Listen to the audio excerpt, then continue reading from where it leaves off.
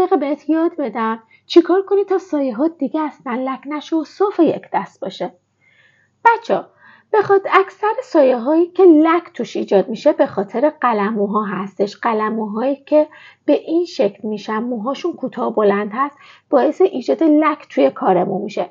پس برای اینکه نخوایم کارمون لک بشه، بهتره هر چند وقت یک بار وقتی میبینیم قلموهامون به این شکل شده، قلموهامون رو صافش کنیم و با قیچی موهای بلندش رو کوتاه کنیم. فقط کافیه یه قیچی بردارید، موها رو کامل صاف کنید و از یه قسمتی که میبینید بقیه موها به اون اندازه کوتاه هستن کوتاهش کنیم تا همه موها صاف و یک دست بشن.